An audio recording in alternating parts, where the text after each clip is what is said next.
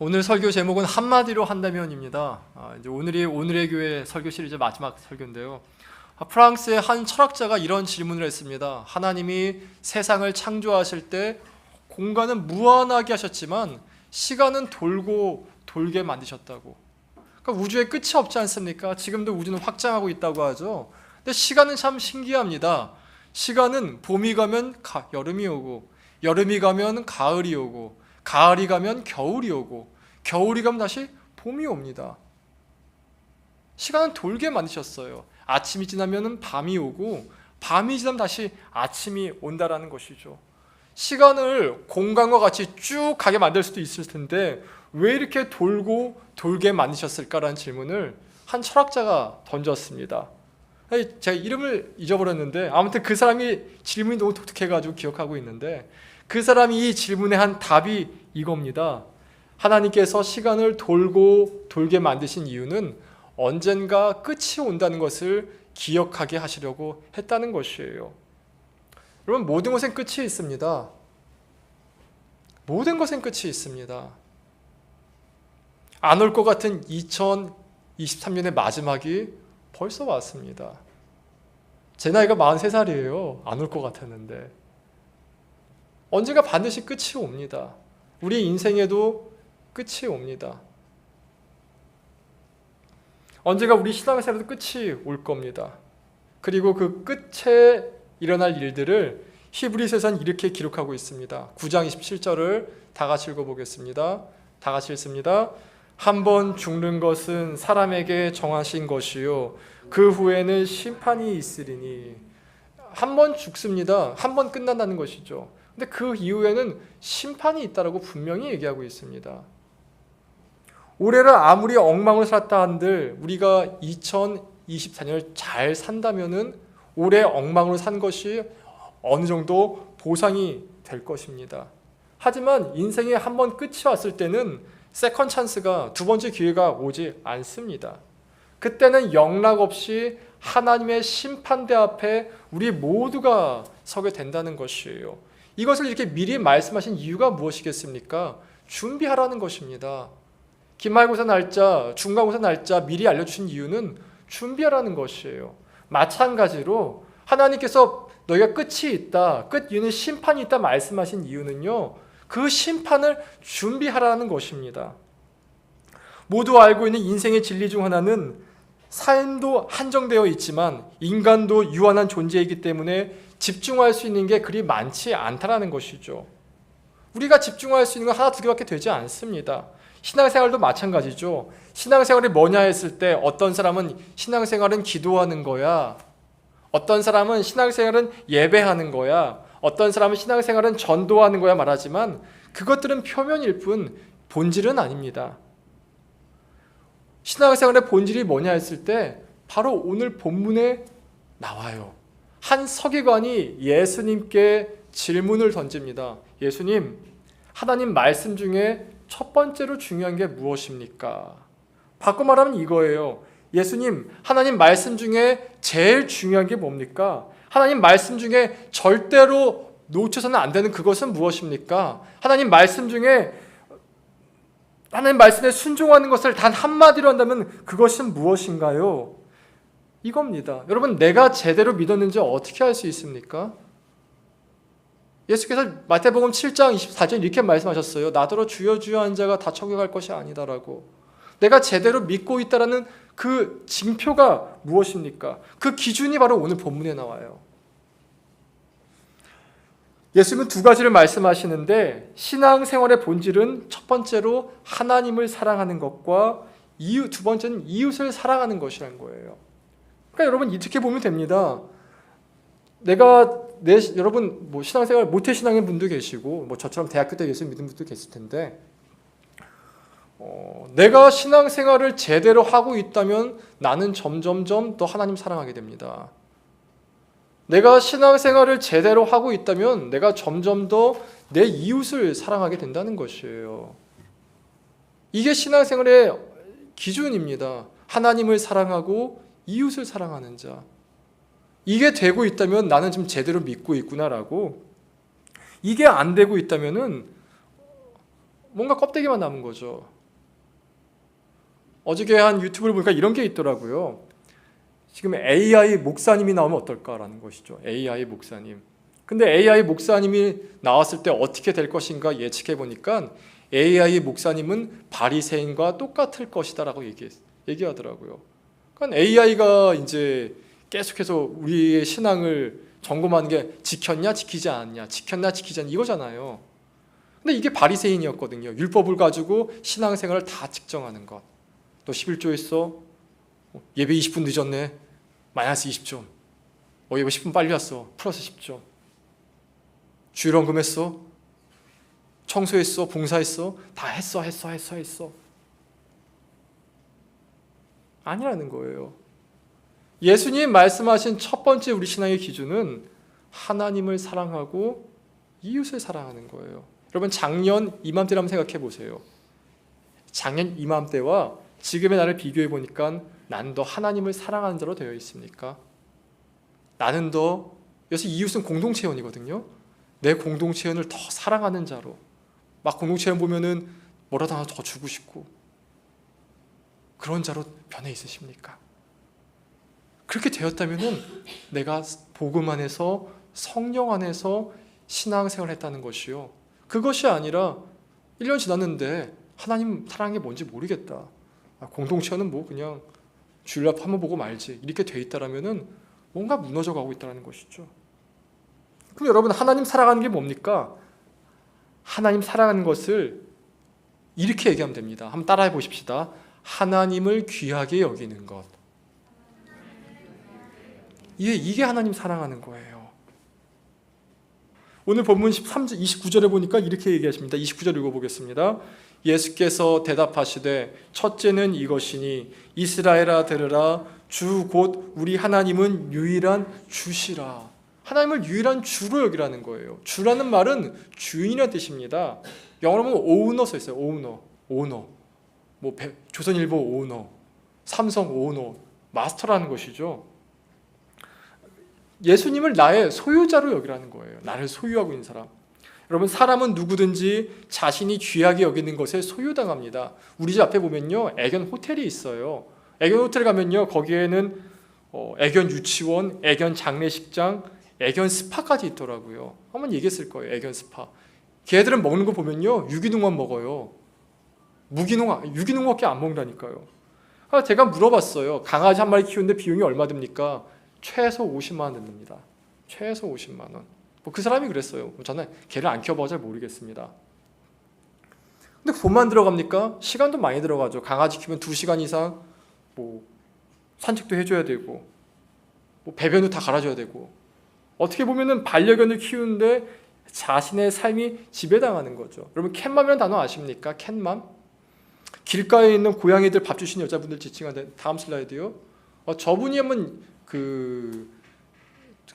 다큐멘터리 나왔어요. 저분 여자분이신데 부천 분이신데 부천은 길고양이에 밥 주는 것이 허용되었답니다. 저 사이 보니까 저분이 길고양이 밥 주는데 때문에 빚이 1억 7천이시래요.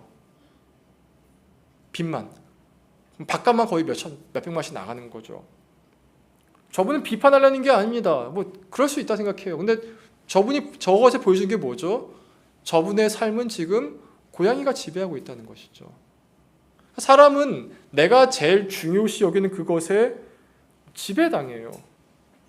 하나님을 주로 여기라는 것은 하나님을 내 삶을 지배하는 존재로 여기라라는 것입니다. 근데 주께서 이것을 강압적으로 말씀하지 않으세요.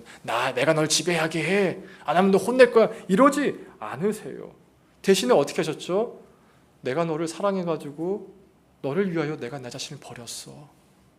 내가 너를 사랑해가지고 내 아들을 너 하나 살리기 위해서 십자가에 못 박아 죽었어. 우리의 주님은요 강압하시는 분이 아니라 먼저 사랑하시는 분이세요. 먼저 자신을 다 버리신 분이라는 거예요. 그렇기 때문에 하나님이 나를 사랑하신다는 것과 나를 위해 다 주셨다는 것을 내가 알면요 하나님께 복종하는 것은 사실 어렵지 않아요. 오히려 감사하죠.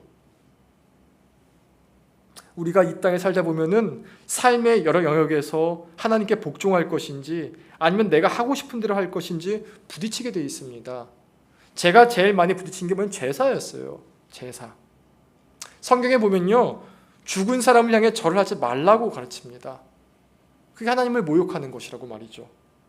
근데 우리 문화에서는 어떻습니까? 죽은 조상을 향해 절을 하는 것이 공격의 표현이지 않습니까? 어떻게 되죠? 부딪히죠. 내가 결정해야 돼요. 하나님 말씀을 따를 것인가? 우리 문화를 따를 것인가?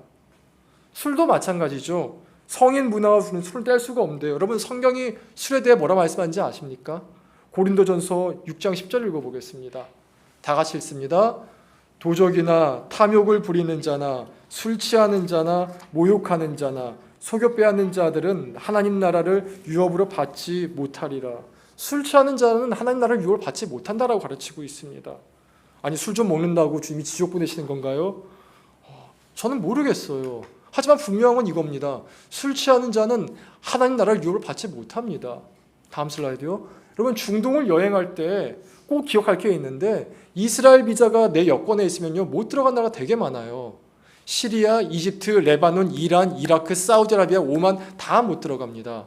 내가 아무리 결격 사유가 없다 한들 내 여권에 이스라엘 갔다 왔다라는 비자 찍힌 게 있으면요, 못 들어가요.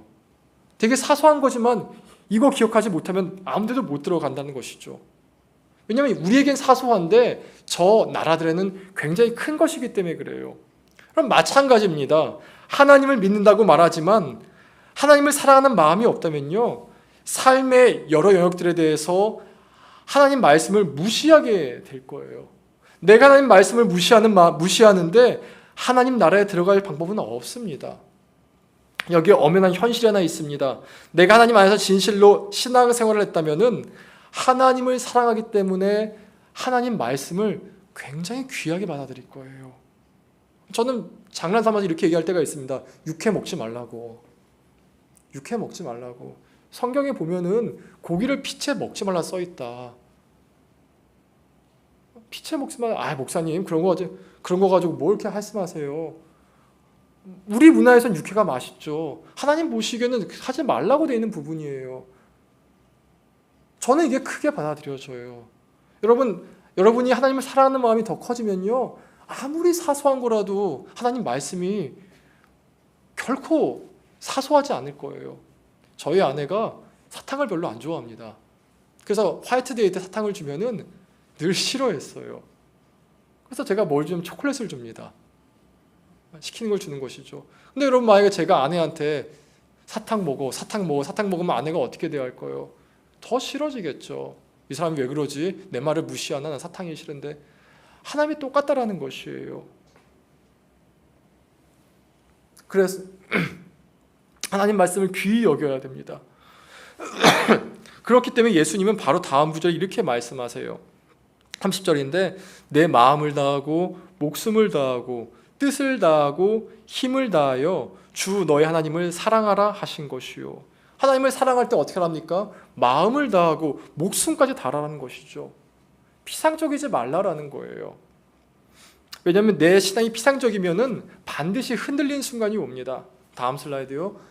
지금 전문가들이 얘기하는 것 중에 하나가 내년이나 내후년에 중국이 대만을 상대로 전쟁을 일으킬 것이라 말하고 있습니다.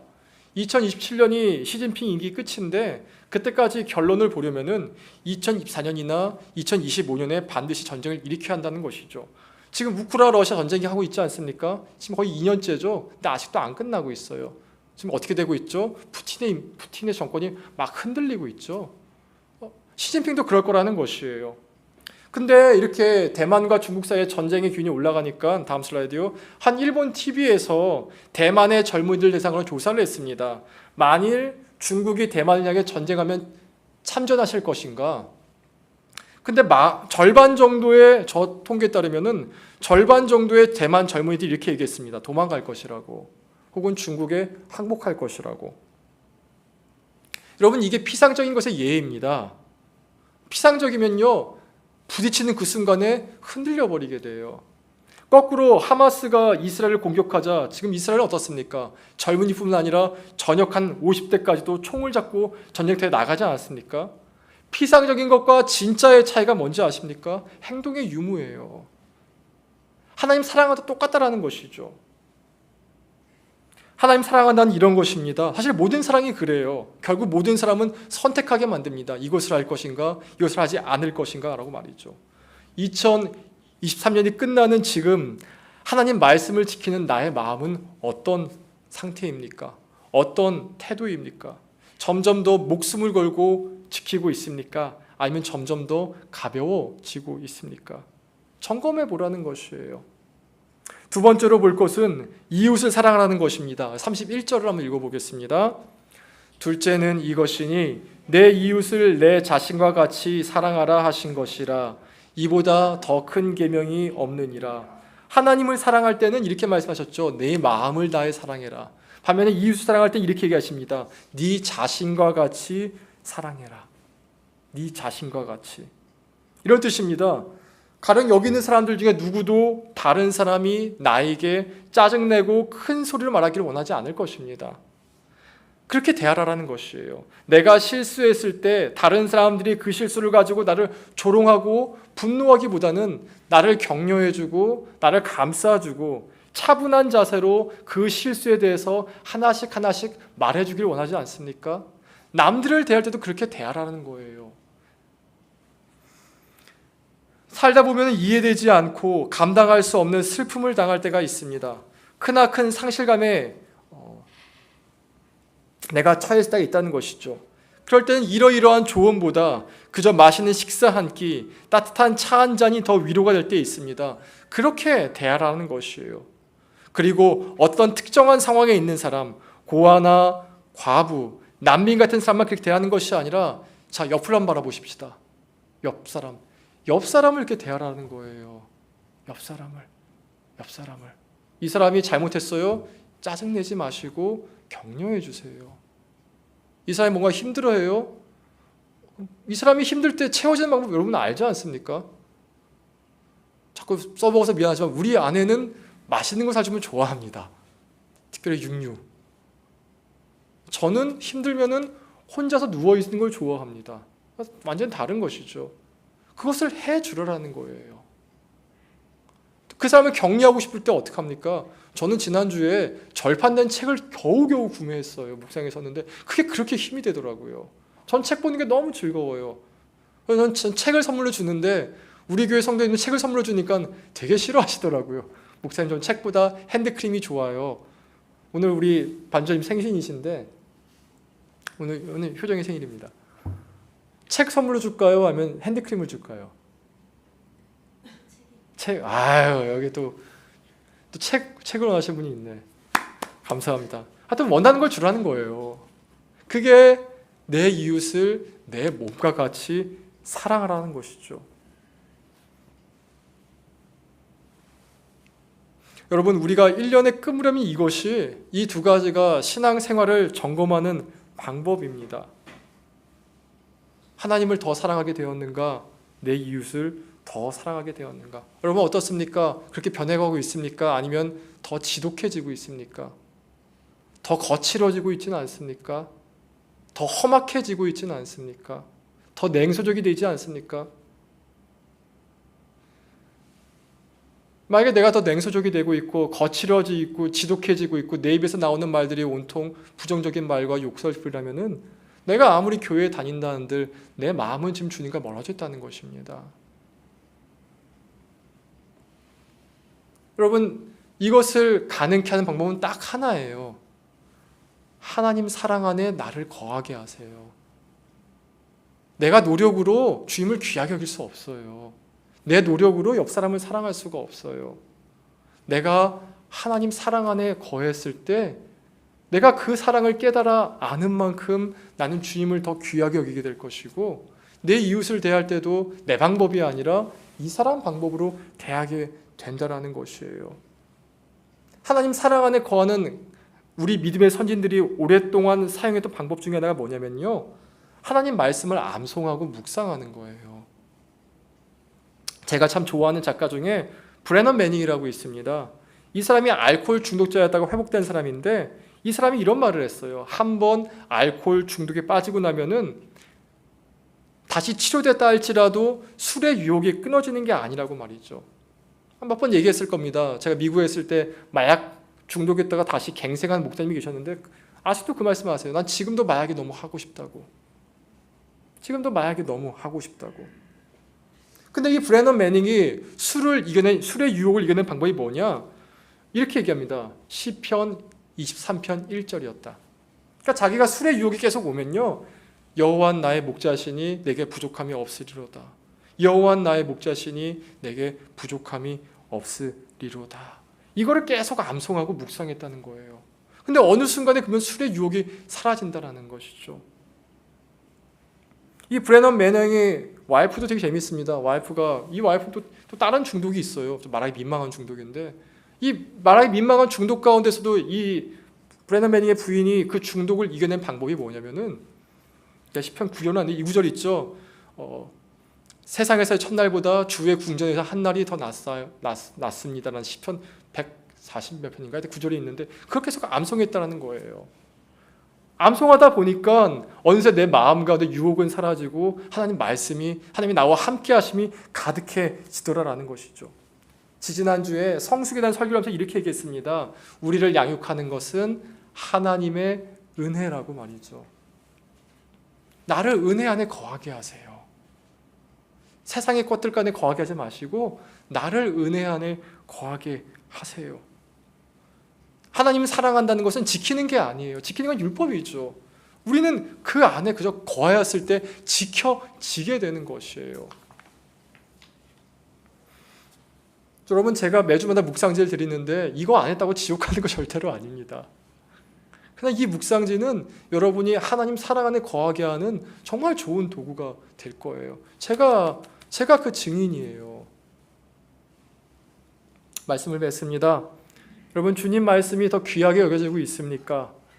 내 이웃들을 볼 때 아유, 저 나이 드신 분, 아유, 저 젊은이 저 커서 뭐 하나 이렇게 보고 있습니까? 아니면은 내가 어떻게 저 사람을 위해 기도할 수 있을까?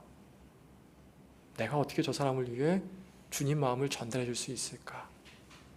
내가 어떻게 하면 예수님처럼 저들을 대할 수 있을까로 변해가고 있습니까?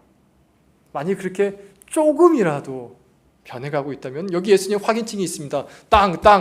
너는 내 안에 있다. 너는 내 안에 있다. 너는 실패하지 않았다. 넌 그 누구보다 내가 보증한다라는 것이죠. 지난 4주간 우리는 교회의 3가지 기준에서 얘기했어요. 한번 하나씩 읽어볼게요. 첫 번째 것, 다 같이 읽어보겠습니다. 하나님이 나를 사랑하신 것 같이 우리는 서로 사랑하며 삶의 기쁨과 슬픔을 함께 나누는 동아리가 된다. 또 두 번째 것, 우리는 하나님의 사랑으로 양육받아 성숙함을 이루어 한결같이 기뻐하는 삶을 추구한다. 마지막 세 번째 것, 우리는 이웃에게 다가가 하나님의 역사를 따라 그들을 섬기며 우리의 자원을 나눈다. 이것이 오늘의 교회의 방향성입니다. 비전이기도 하죠. 그리고 이것을 다 한마디로 하면 이겁니다. 다음 슬라이드요. 하나님을 사랑하고 서로 사랑하며 이웃을 섬긴다. 이것이 우리 교회의 목적입니다. 하나님을 사랑하고 서로 사랑하며 이웃을 섬긴다. 매년 끝이 올 때마다 내 인생에 한번 터닝 포인트가 올 때마다 하나님을 더 귀히 여기고 내게 주어진 공동체원들과 이웃들을 사랑하며 이웃을 섬기는데 더 커져가는 저와 여러분이 되길 진심으로 기원합니다. 아멘.